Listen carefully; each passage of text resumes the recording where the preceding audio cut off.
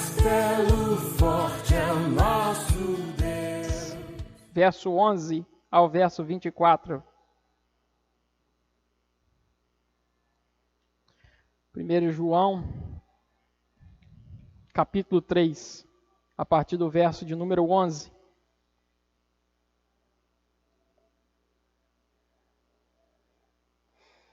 Primeira Epístola de João, capítulo 3, verso 11. Porque a mensagem que ouvistes desde o princípio é esta, que nos amemos uns aos outros, não segundo Caim, que era do maligno, e assassinou a seu irmão. E por que o assassinou? Porque as suas obras eram más, e as de seu irmão justas. Irmãos, não vos maravilheis se o mundo vos odeia. Nós sabemos que já passamos da morte para a vida, porque amamos os irmãos. Aquele que não ama permanece na morte. Todo aquele que odeia seu irmão é assassino.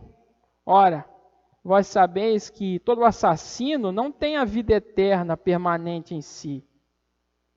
Nisto conhecemos o amor, que Cristo deu a sua vida por nós, e devemos dar nossa vida pelos irmãos. Ora, aquele que possui recursos deste mundo, e vira seu irmão padecer necessidade, e fechar-lhe o coração, como pode permanecer nele o amor de Deus? Filhinhos, não amemos de palavra, nem de língua, mas de fato e de verdade. E nisto conheceremos que somos da verdade, bem como perante ele tranquilizaremos o nosso coração. Pois se o nosso coração nos acusar, certamente Deus é maior do que o nosso coração e conhece todas as coisas. Amados, se o coração não nos acusar, temos confiança diante de Deus. E aquilo que pedimos dele, recebemos, porque guardamos os seus mandamentos e fazemos diante dele o que lhe é agradável. Ora, o seu mandamento é este, que creiamos em o nome de seu Filho, Jesus Cristo, e nos amemos uns aos outros, segundo o mandamento que nos ordenou. E aquele que guarda os seus mandamentos permanece em Deus, e Deus nele. E nisto conhecemos que ele permanece em nós, pelo Espírito que nos deu. Amém. Vamos orar mais uma vez. Senhor Deus, nós queremos te louvar, te engrandecer ao Senhor mais uma vez nessa noite. Queremos te dar graças e louvores pela oportunidade de estarmos aqui e refletirmos na tua santa palavra. Queremos te dar graças, ó Senhor, pela oportunidade que o Senhor tem nos concedido de crescermos juntos como igreja, de ajudarmos uns aos outros, de nos amarmos, ó Senhor, de nos envolvermos uns com os outros. Queremos te louvar, ó Senhor, e te agradecer por isso, porque ser igreja, ó Deus, é o mais perto do céu que nós podemos experimentar nessa vida.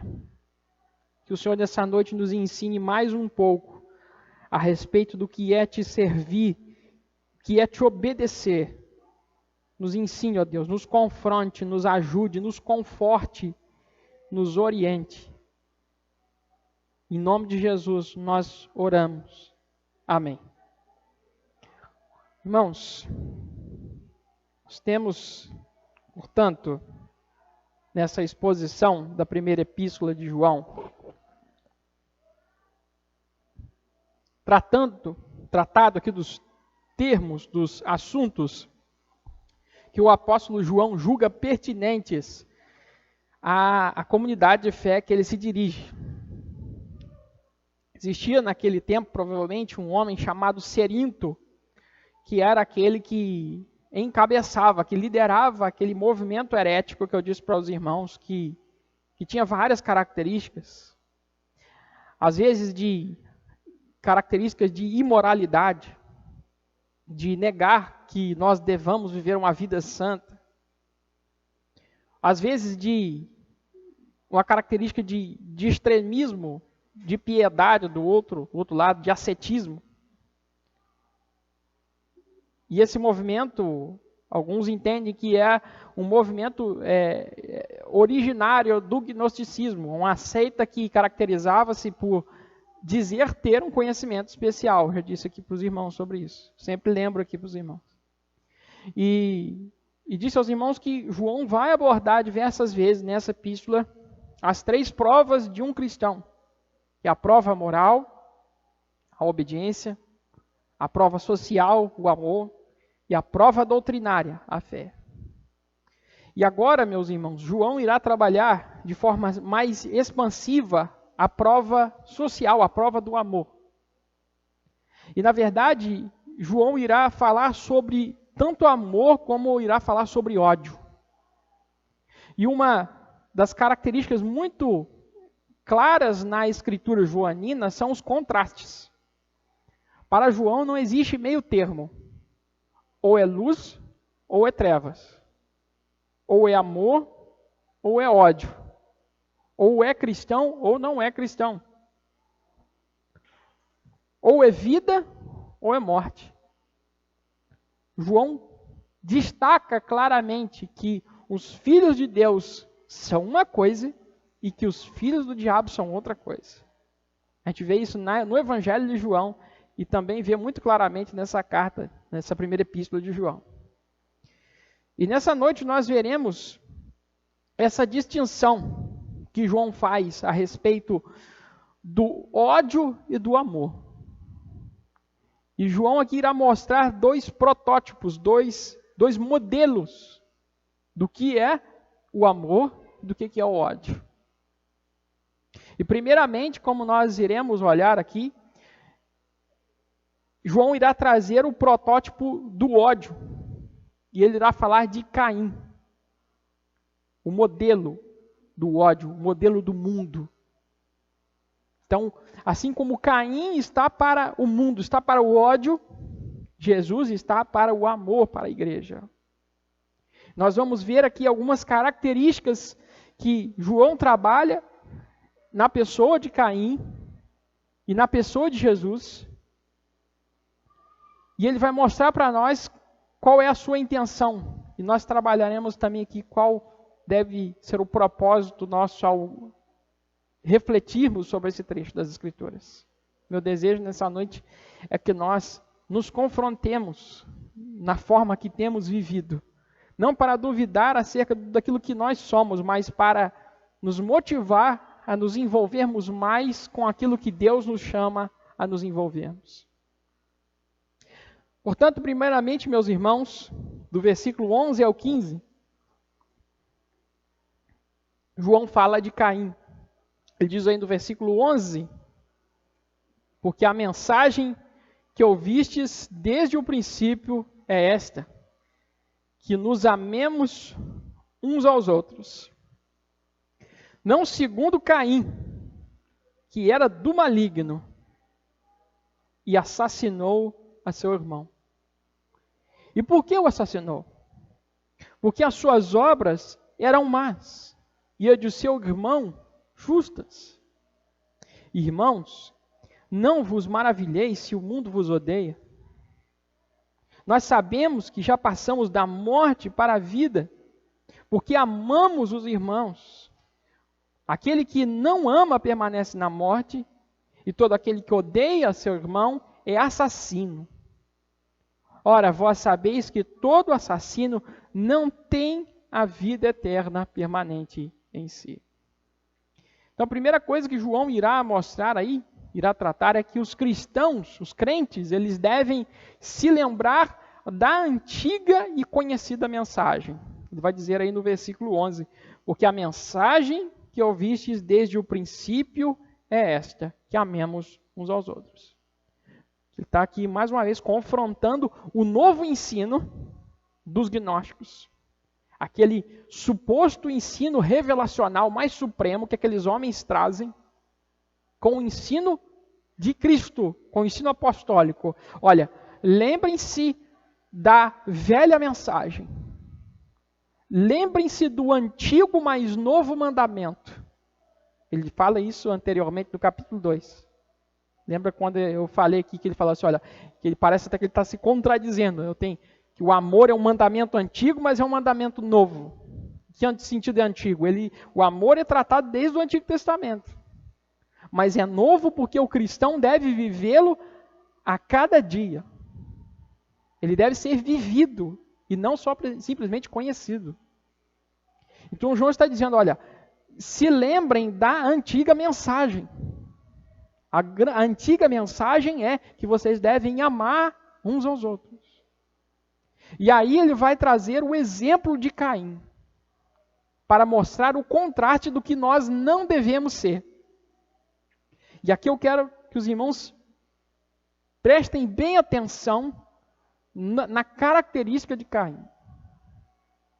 E nós poderíamos chamar Caim, seguindo aqui a linguagem joanina, do primeiro filho do diabo. Né? Se existe um filho do diabo, esse homem é Caim. Foi o primeiro. Jesus chama alguns homens de filho do diabo, filho de Satanás. Mas esse foi o primeiro. Vamos olhar aí Gênesis 3, 15.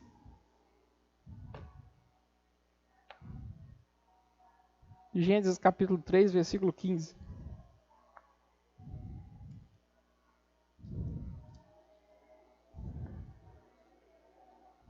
O negócio está brabo hoje. Quando Gênesis capítulo 3, versículo 15, fala da maldição que é lançada sobre a serpente, que é Satanás. E Deus fala com a serpente o seguinte, olha, porém inimizade entre ti e a mulher, entre a tua descendência e o seu descendente.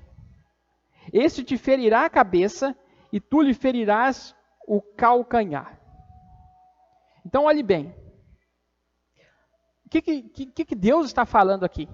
Que há um conflito, que iniciar-se um conflito a partir do que seria gerado do ventre da mulher, do ventre de Eva.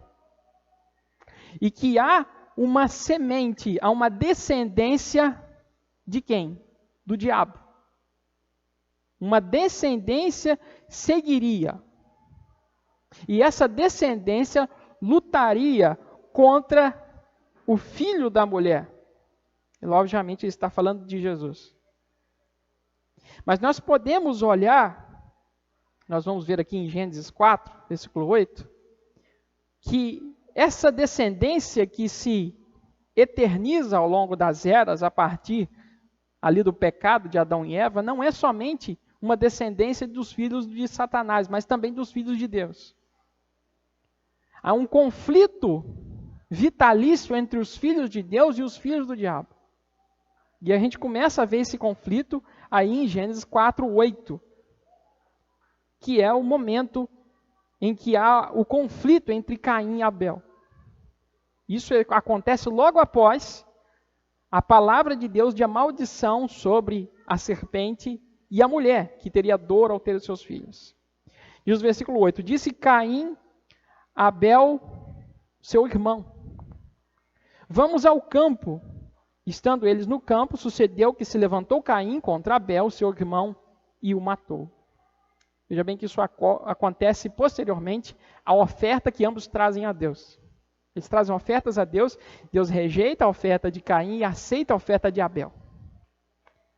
E Caim, por invejar o seu irmão, ele chama ardilosamente seu irmão. Vamos para o campo, irmão. Seu irmão não passava na cabeça do seu irmão que o seu próprio irmão, a sua carne, o seu sangue, iria assassiná-lo. E ele trama aquele plano, ele chama o seu irmão. Ele diz, vamos para o campo. E talvez ali nós não sabemos, com uma pedra, uma arma, ou talvez com as mãos nuas, nós não sabemos, mas o fato é, Caim assassina o seu irmão Abel. E no versículo 9, Deus cobra de Caim. Agora, olha só como que Caim responde para Deus. Geraldo, fecha outra porta que está muito enjoado o barulho. Tá bravo. Disse o Senhor a Caim: onde está Abel, teu irmão? Ele respondeu: não sei. Acaso sou eu tutor do meu irmão? E disse Deus: que fizeste? A voz do sangue do teu irmão clama da terra a mim. És agora, pois, maldito por sobre a terra, cuja boca se abriu para receber das tuas mãos o sangue do teu irmão. Quando lavrares o solo, não te dará ele a sua força. Será fugitivo e errante pela terra. Então disse Caim ao Senhor: é tamanho o meu castigo que já não posso suportá-lo. Eis que hoje me lanças da face da terra da presença, e da tua presença hei de esconder-me, serei fugitivo e errante pela terra. Quem comigo se encontrar, me matará. O Senhor, porém, lhe disse: assim qualquer que matar a Caim será vingado 7 vezes. E pôs o Senhor um sinal em Caim, para que não ferisse de morte quem quer que o encontrasse. E retirou-se Caim da presença do Senhor, e habitou na terra de Nod, ao oriente do Éden. Então olha só, Caim responde a Deus de forma arrogante. Deus fala com ele: Caim, onde está o seu irmão? Ele responde assim: eu por acaso sou babá do meu irmão? Eu por acaso tenho a obrigação de cuidar do meu irmão? Por que você está perguntando isso? Arrogante. Oi? Ele sabia. Ele tinha matado o irmão dele. Mas além de ter cometido o pecado de assassinato, veja bem que agora a reação é muito diferente dos seus pais. Porque Adão e Eva, eles se escondem quando escutam a voz de Deus. Caim agora não. Caim vai ouvir o chamado de Deus e ele vai reagir com rispidez. Ele tem coragem de enfrentar Deus fronte a fronte. Audácia. Zero temor. E não sei se vocês, irmãos, lembram, mas quando ele é rejeitado, diz o versículo 7, quando descaiu o semblante, diz o versículo 5, e diz o versículo 6, então lhe disse o Senhor: porque andas irado e porque descaiu o seu semblante, diz o versículo 7, se procederes bem, não é certo que serás aceito? Se todavia procederes mal, eis que o pecado já és à porta, e o seu desejo será contra ti, mas a ti cumpre dominá-lo. Algumas pessoas pensam aqui que há uma defesa aqui do livre-arbítrio, que Deus está dando uma escolha. Olha, Caim, veja bem, se você fizer bem, você vai ser aceito, mas se você fizer mal, o pecado está aí na porta. Na verdade, Deus já está trazendo uma ordem para Caim, não está dando uma opção. Caim deveria dominar sobre o pecado, só que ele não domina. Porque ele já é filho de Satanás, ele é inimigo, ele é homicida. João vai falar isso, olha, Caim matou seu irmão por quê? Porque ele era filho do diabo, ele era homicida. Ele tinha inveja do seu irmão. Então essa é a atitude dele. E agora vamos lá para João, capítulo 8, versículos 41 a 44. Que Jesus mais uma vez irá usar essa expressão, filhos do diabo. João 8, 41, que diz assim: vós fazeis as obras de vosso pai. Disseram-lhes eles: nós não somos bastardos, temos um pai que é Deus. Olha só agora, repare agora a arrogância dos judeus, falando com Jesus, o Filho de Deus. Jesus falou: vocês estão fazendo a vontade do Pai de vocês. E eles viram, batem no peito e falam assim: nós não somos bastardos, nós temos um Pai, nós somos filhos de Deus. E Jesus responde no versículo 42, replicou-lhe Jesus: se Deus fosse de fato vosso Pai, certamente me haveríeis de amar, porque eu vim de Deus e aqui estou, pois não vim de mim mesmo, mas Ele me enviou. Qual é a razão por que não compreendeis a minha linguagem? E por que sois incapazes de ouvir a minha palavra? Diz o versículo 44, vós sois do diabo, que é o vosso pai, e quereis satisfazer-lhes os desejos. Ele foi homicida desde o princípio, e jamais se firmou na verdade, porque nele não há verdade, porquanto quando ele profere mentira, fala do que ele é próprio, porque é mentiroso e pai da mentira. Então, Jesus aqui diz duas coisas, olha, vocês são filhos de Satanás, vocês são mentirosos, vocês amam a mentira, assim como Caim era mentiroso, que responde a Deus com audácia, vive a mentira, não assume os seus pecados, e esses também são. Eles são mentirosos, eles dizem que Deus são seu pai, mas eles vivem a mentira, eles não vivem as obras de Deus, eles não amam a Jesus. E Jesus diz, vocês são filhos do pai da mentira e do diabo, que é homicida desde o princípio. Então ele influenciou a Caim. Então nós vemos aqui que Caim é essa expressão, ele é a expressão do homem mundano, do homem que não ama a Deus. E como nós vamos ver aqui posteriormente, não pode haver em nós características de Caim. A terceira coisa que João fala aí, nós vamos voltar agora para a Epístola de João, primeira Epístola de João, capítulo 3, é que nós seremos o alvo do ódio do mundo por causa das nossas obras de justiça. Assim lá como desde Abel, e lá em Hebreus vai dizer que a galeria... E aí anda aqui, ó. Sei que era alguém tentando abrir a porta. Então, desde o jardim, nós vemos, meus irmãos, esse conflito. O mundo odeia o cristão. O mundo odeia o cristão por quê? Porque nós temos posses, nós temos algo a ser invejado no que diz respeito àquilo que nós possuímos. Não. Aquilo que o mundo odeia em nós não é aquilo que nós possuímos, mas aquilo que nós vivemos, aquilo que nós fazemos. A nossa vida denuncia o pecado do mundo e isso incomoda. Assim como Caim se sentiu incomodado. Caim se sentia incomodado com a graça de Deus sobre a vida do seu irmão Abel.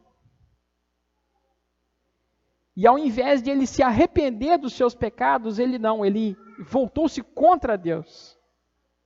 E assim ainda hoje, o mundo e algumas pessoas permanecem nessa oposição a Deus. E por último, meus irmãos, nós vemos aqui que o ódio é a prova da morte espiritual do homem, diz o versículo 14 e 15. Nós sabemos que já passamos da morte para a vida porque amamos os irmãos. E aquele que não ama permanece na morte. Todo aquele que odeia o seu irmão é assassino.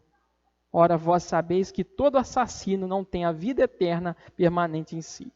Então, o que um assassino era digno no Antigo Testamento? Era digno de morte. Quem tirava a vida merecia perder a sua vida. Essa era a lei. O que João está dizendo aqui é o seguinte, olha, se alguém nutre no seu coração, assim como Jesus ensinou, ódio no coração por um irmão, desprezo, aversão. Aqui nós falamos isso aqui no nosso grupo de estudo semanal, sobre aquela expressão raca, expressão de desprezo, expressão de, como se chamasse de lixo. Essa pessoa, ela, se possível, ela assassinaria o seu irmão. E se ela faz isso, ela não é um filho de Deus.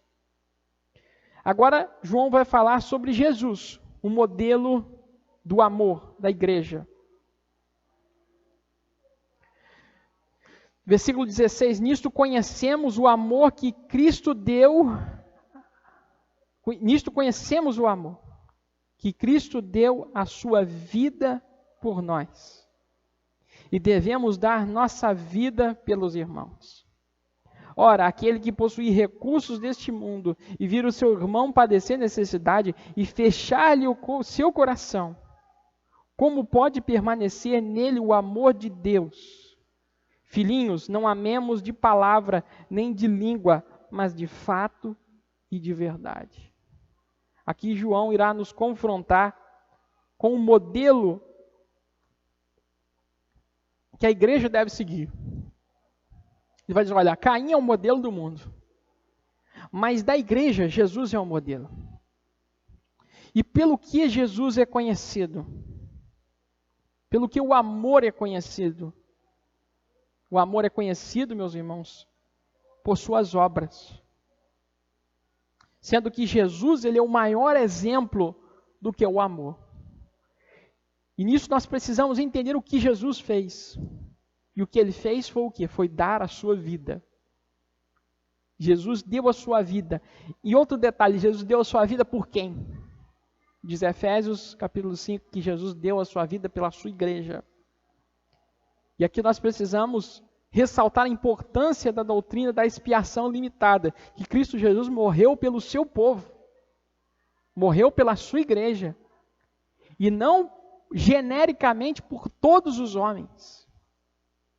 Isso pode contrariar talvez o que muitos irmãos ouviram a vida toda, mas veja bem, se Jesus morre por todo mundo, genericamente, ele também não morre por ninguém especificamente.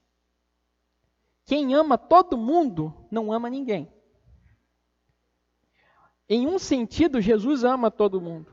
No sentido da misericórdia, da compaixão. No sentido da proclamação do Evangelho. Mas no que diz respeito à salvação, Deus ama a sua igreja. E a gente precisa entender isso para que a gente vá entender também o tipo de amor que nós temos que ter para com os nossos irmãos e para com o restante do mundo. Nenhum marido ama a sua esposa da mesma forma que ama as demais pessoas. Se o marido disser que ama as demais mulheres igual ama a sua esposa, ele vai ter até problema conjugal. Portanto, o amor de Jesus é o amor pelo seu povo. E o amor que deu o seu maior valor à sua vida. E aí nós vemos, meus irmãos, que crentes são aqueles que amam e que sacrificam aquilo que possuem em favor dos seus irmãos. Versículo 17.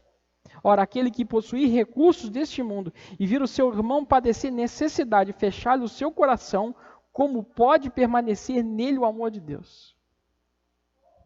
Irmãos, recentemente eu estava compartilhando com um amigo, nunca conheci pessoalmente, um amigo pastor, só conheci pelo WhatsApp, tenho contato com ele há alguns anos já.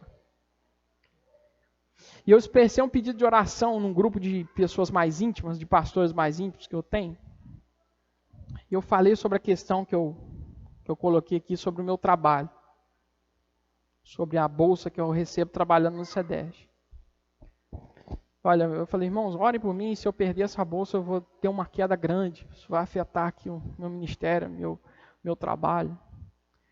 Ele falou assim, professor Jonas, entra em privado comigo e me explica o que vai acontecer, que eu quero te ajudar com o que vai faltar para você.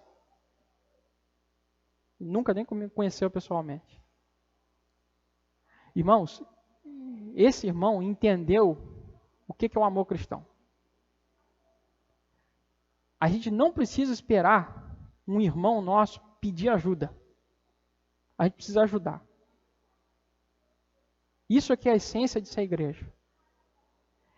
É quando eu conheço as necessidades dos meus irmãos e eu não estou esperando aquele irmão falar para mim, estou desesperado, estou precisando de ajuda, para eu ir lá estender a mão para ele ajudar.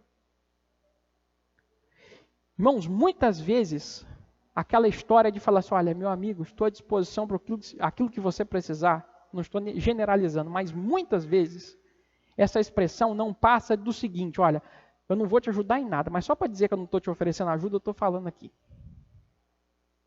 Não faça isso, irmão. Faça o seguinte, irmão, como eu posso te ajudar? Você está passando pelo problema tal. Como eu posso ajudar você?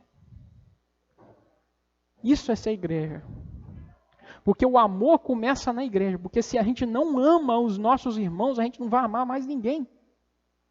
Porque se a gente não ama aqueles que Jesus deu a vida por eles, eu não vou amar as pessoas de fora.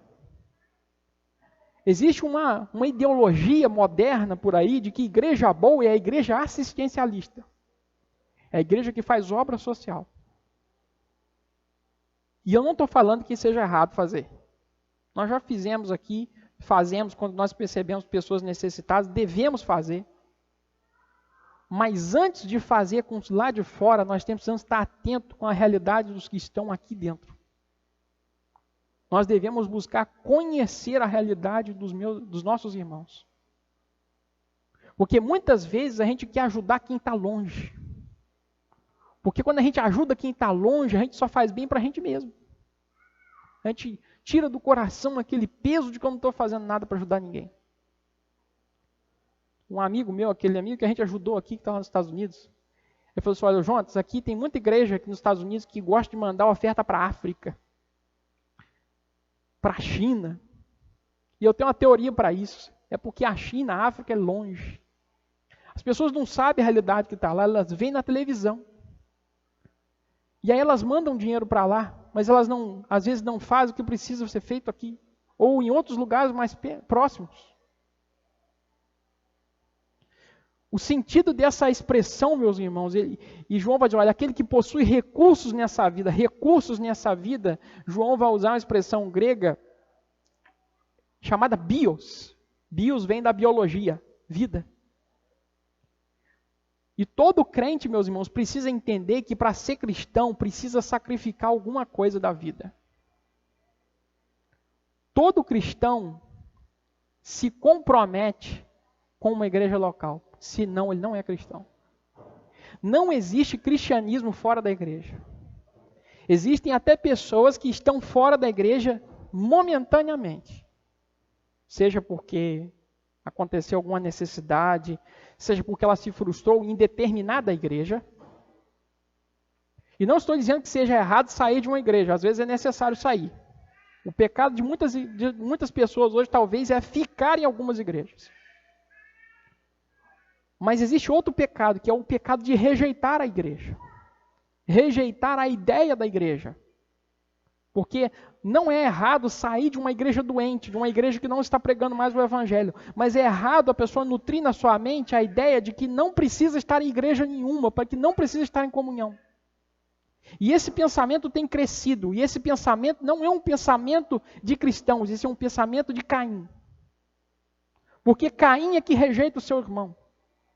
É Caim que não quer nem saber do irmão, porque Caim é aquele que mata o irmão, esconde o corpo e não conta, e finge para Deus que não está vivendo em pecado. Muitos, meus irmãos, estão vivendo como filhos do diabo. E eu tenho me entristecido, meus irmãos, ao ver as redes sociais de muitos cristãos. Gente que pega uma bicicleta de 10 mil reais, sei lá, 20 mil reais, não sei nem quanto. Vale mais do que o carro que eu tenho na minha garagem. E viaja 200, 300 quilômetros, sei lá quantos quilômetros, para tirar foto na praia não sei aonde. E essa mesma pessoa não quer ter compromisso com a própria igreja local. Gente, meus irmãos, que é cheia de teoria.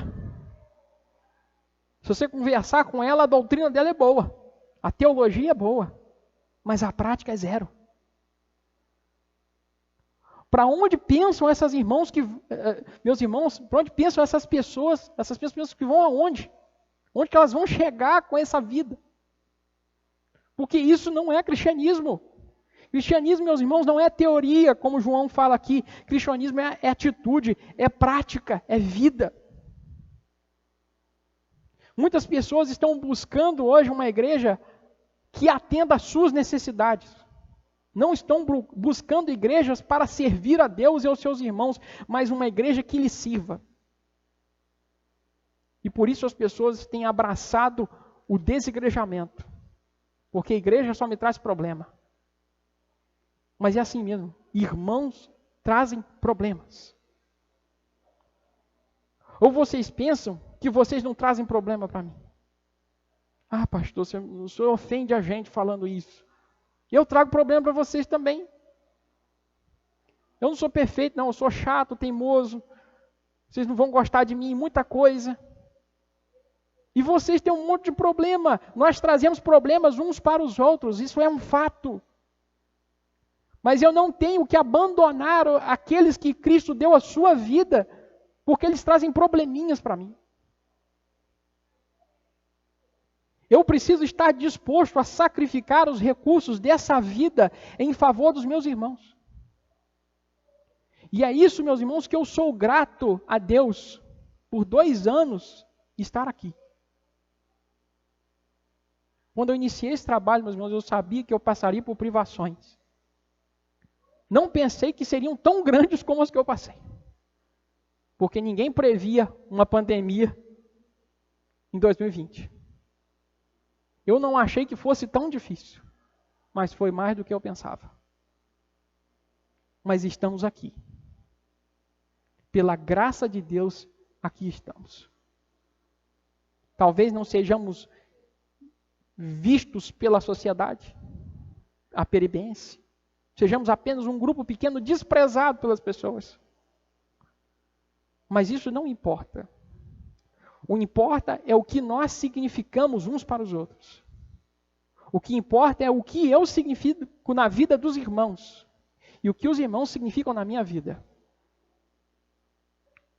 E o que os irmãos têm feito para glorificar a Deus. Porque se eu olho para Jesus e vejo que Ele deu a vida por mim, eu posso dar muito ainda de mim para o Senhor. Não sei se os irmãos leram lá, aquela história do Quaker, que eu coloquei lá no grupo. Esqueci o nome do cristão. Mas era um homem que ouvia as pregações de George Whitefield. E ele sabia, olha, eu nunca vou pregar o evangelho como George Whitefield. Mas eu peço ao Senhor que me abençoe. Ele foi abençoado, construiu a grande empresa, a empresa Quaker, de cereais. Até hoje, você vai no mercado, está lá o Quaker. Ele era um puritano. Para quem não sabia, ele era um crente. Um puritano. Eram os Quakers. E ele dava ali de 60% a 80%, se eu não me engano, da sua renda para a obra de Deus. Os crentes hoje têm dificuldade de dar 10%. Estão brigando por causa de número. Os irmãos sabem que eu também não faço questão de número aqui não. De taxa. Mas o fato é, os crentes hoje são gananciosos. Os crentes de hoje são apegados a essa vida. Os crentes de hoje não são gratos a Deus por aquilo que Deus tem feito por eles nessa vida. E meus irmãos, quem vive assim precisa se arrepender. Quem tem vivido esse cristianismo vive um cristianismo falso. Porque João fala que nós devemos viver o evangelho. Não devemos amar de palavra, mas de língua, nem de língua, mas de fato e de verdade. E meus irmãos, sinceramente, eu estou cansado de gente conversa fiada. Estou cansado de crente conversa fiada. Estou cansado de gente que está falando, que está colocando ideias mirabolantes na cabeça, que quer ganhar o mundo para Jesus, que quer ir para a Amazônia, mas não faz nada. Que não decide nada. No fundo, tudo não se passa de comodismo, de egoísmo. E graças a Deus, meus irmãos, que ninguém aqui está assim. Eu sou grato a Deus por isso. Mas isso é uma realidade do nosso tempo. E nós precisamos trabalhar para criar uma igreja que ensine as pessoas que se envolver com a igreja local é trabalhar. É se envolver, é amar. É fazer alguma coisa. Você pode não ter dinheiro, mas você tem alguma coisa a oferecer. O que você pode fazer pela igreja? Ah, pastor, eu posso fazer um ministério de publicidade para a igreja. Vou administrar uma página no Instagram. Beleza. Pastor, eu posso te ajudar postando as mensagens no YouTube. Me ajude, você vai abençoar o reino de Deus. Igreja não, eu não sou igreja, nós somos a igreja. Nós precisamos nos enxergar assim. Que nós estamos servindo ao Senhor. E por fim, meus irmãos, como nós sabemos que nós temos vivido ou não vivido isso? João vai dizer isso a partir do versículo 19. E nisto nós conhecemos que somos de verdade, da verdade, bem como perante Ele tranquilizamos o nosso coração. Pois se o nosso coração nos acusar, certamente Deus é maior do que o nosso coração e conhece todas as coisas. Amados, se o coração não nos acusar, temos confiança diante de Deus e aquilo que pedimos dele recebemos, porque guardamos os seus mandamentos e fazemos diante dele o que é agradável. Ora, o seu mandamento é este, que creiamos em nome do seu Filho, em o nome do seu Filho Jesus Cristo, e nos amemos uns aos outros, segundo o mandamento que nos ordenou. E aquele que guarda os seus mandamentos permanece em Deus e Deus nele. E nisso conhecemos que ele permanece em nós pelo Espírito que nos deu. Irmãos, como cristãos,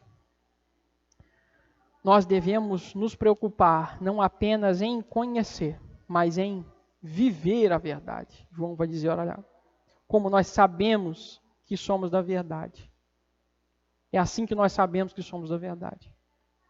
Vivendo aquilo que Deus nos deu. Vivendo o evangelho que Jesus nos deu. E nós sabemos e aprendemos e geramos essa convicção quando nós nos envolvemos com a igreja local. Por isso que a pessoa que está fora do arraial, está fora da comunhão, não pode ter essa convicção no seu coração.